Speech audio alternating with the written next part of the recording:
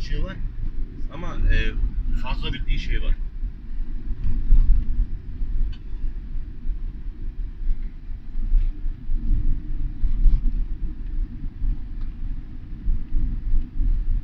FETÖ diye bir gerçek var abi. Bunu kimse inkar etmiyor. CHP bile söylüyor. FETÖ var diyor. Onu herkes biliyor.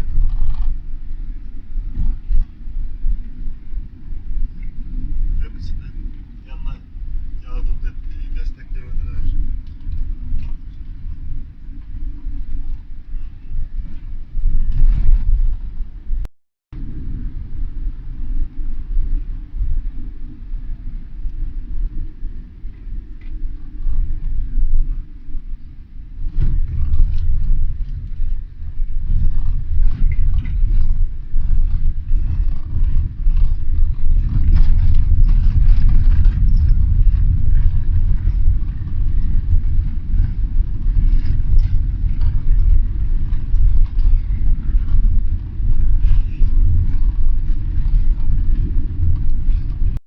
Oğlanın raporları için böyle arkadaşın araba var mı abi?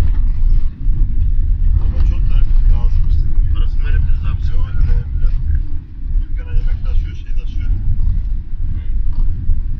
Lazım oluyor, gidip geliyorlar. Tamam, yine de bir kulağın olsun abi. Ya. Onlar gelir, müşteri. Senin iyisi Kenan'dan alırsın. Biraz ucuz orası. Kenan. Bizim şeyde. Renderlarcıdan. 07 mi? Ne? 07 mi? Değiştirelim. Ya bizim otelde hala Kenan. Renderlarcı.